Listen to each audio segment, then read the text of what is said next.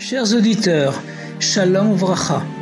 Ce cours est dédié pour l'élévation de l'âme de mon père, Rabbi Mori, Reb Fischel Ben Chaim, Zichrono Livracha, à l'occasion de son Yortzeit, le Beit Iyar, de mon beau-frère, Reb Tzvi Ben Pinchas, Zichrono Livracha, et du Shaliach, Reb Shmuel David Ben Avram, Zichrono Livracha. Lundi, donc dès dimanche soir, et mardi sont les 2 jours de Rosh Chodesh Iyar. Mercredi, donc dès mardi soir, on sera le 2 Iyar, le Beit Iyar, jour anniversaire de la naissance du 4e Rabbi de Chabad, le Rabbi Maharash. Ce Shabbat, on lira les 2 parashas de Tazria et Metzora, et on étudiera le 2e chapitre des Perkei Avot. Le Beit Iyar, qui correspond dans le conte de l'Homer à Tiferet chez Betiferet, la splendeur dans la splendeur, est l'anniversaire de la naissance du Rabbi Maharash.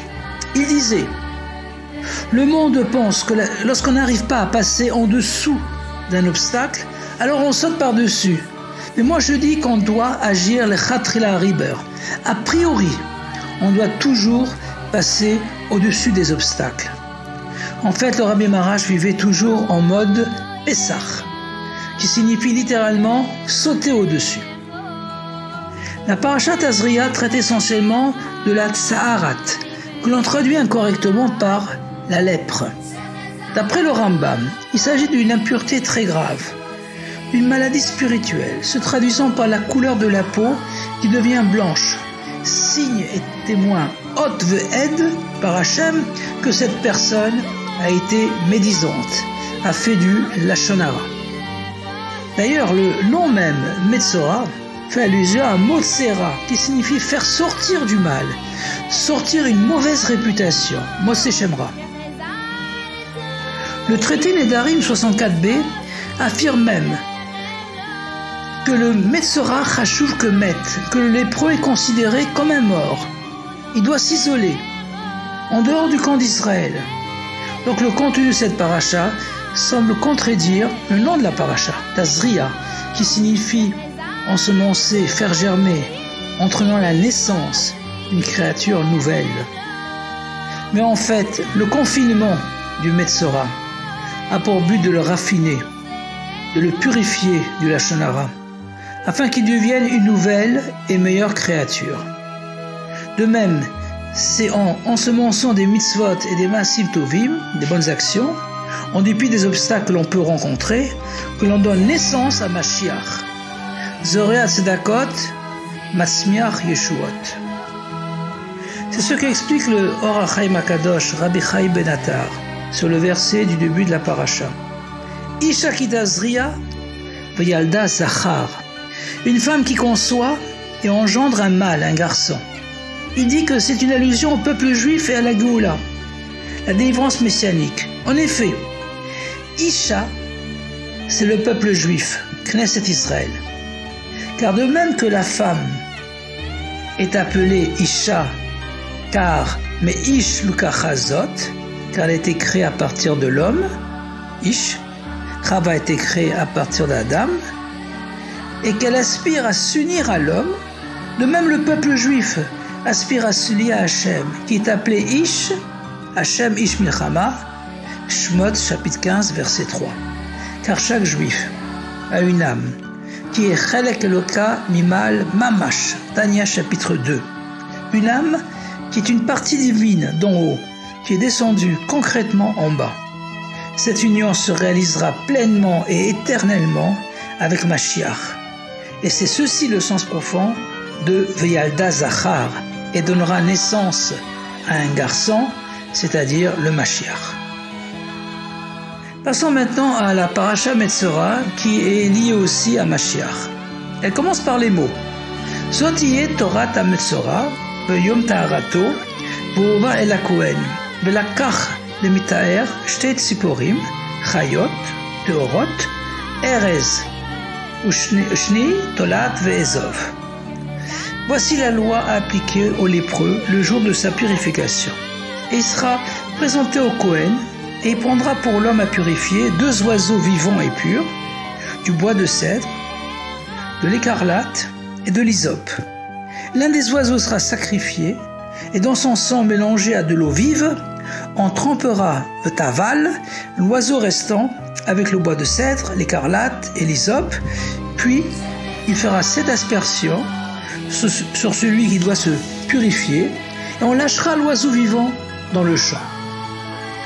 Rachi explique simplement ce processus de purification.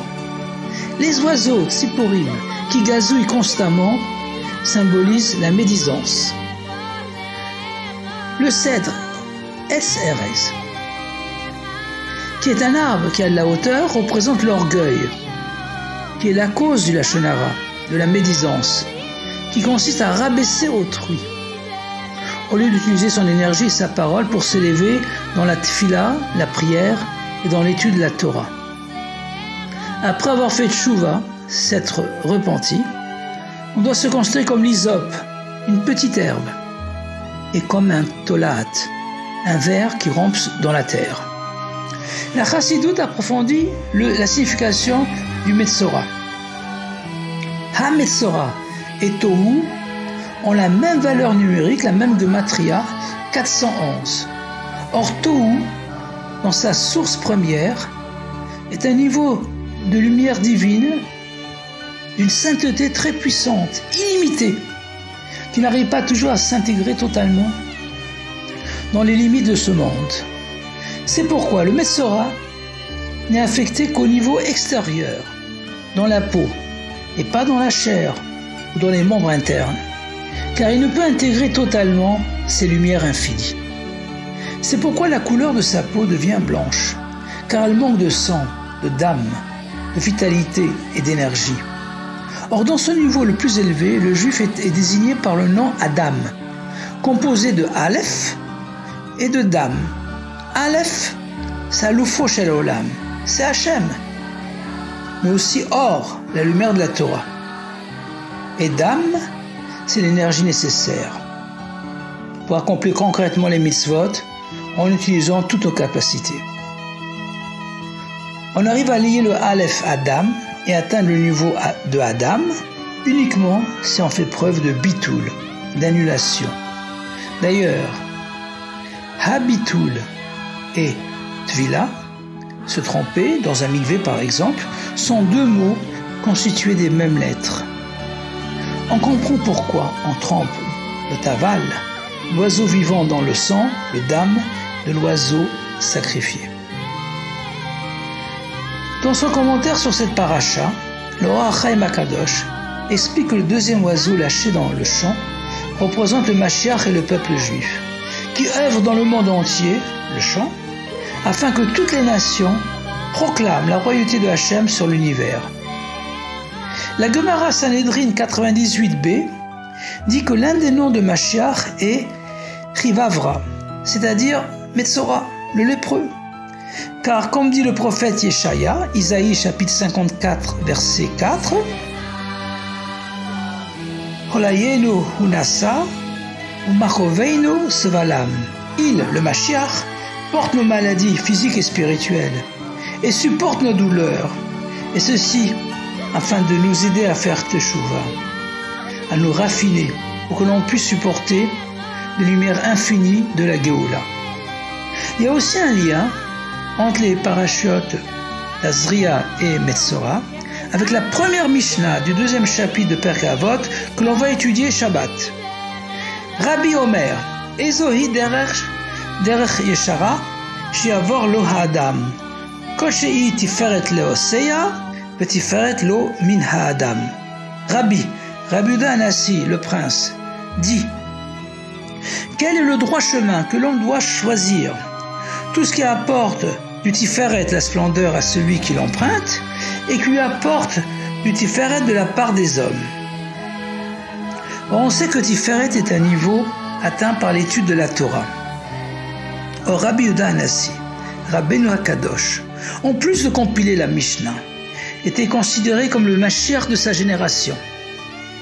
C'est pourquoi il dit que pour qu'un juif puisse atteindre le niveau d'Adam, il doit veiller à ce que son limoud, son étude de la Torah, ne reste pas uniquement dans les sphères spirituelles les plus élevées, Tiferet l'eau, mais qu'il descend et se dévoile ici-bas pour en faire profiter son entourage, ce qui en fin de compte améliorera sa propre étude. Tiferet lo min ha'adam. De même, le Mashiach sera à la fois roi, Melech et Rav. En tant que roi, il va inspirer au peuple juif le niveau makif de bitoul, d'annulation. Mais en même temps, en tant que Rav, il va enseigner profondément le pnimiut, la Torah. Cette Mishnah nous enseigne donc que le chemin le plus droit, donc le plus court et le plus facile, pour faire venir Mashiach est l'étude de la Torah. En particulier, les sujets de Mashiach et Géoula, et surtout les dernières sikhot du Rabbi, des années 1991-92, les divrei Malchut, le Dvar Malchut de Tafshin Aleph et Tafshin Nun Beit. À la sortie de ce Shabbat, dans le conte de l'Omer, on proclamera Malchut Shebetiferet, achevant ainsi le conte des trois premières semaines de l'Omer. Or, Malchut, c'est la royauté, Melech, et Tiferet, c'est l'étude de la Torah, Rav. Donc, c'est une demande au Mashiach, qui est à la fois Melech et Rav, de se dévoiler. Que nous méritions, en se conduisant les Chatrila Hariber, de surmonter tous les obstacles à notre libération individuelle, ce qui déclenchera la libération collective avec le dévoilement du Rabbi Melech HaMashiach Miad Mamash, Yechi Adoneinu Morin v'Rabbeinu Melech HaMashiach Noam V'Ed, Chodesh Tov, Agute Chodesh Iyar, Shabbat Shalom, Agute Shabbos, et à bientôt dans le 3e Beit HaMikdash.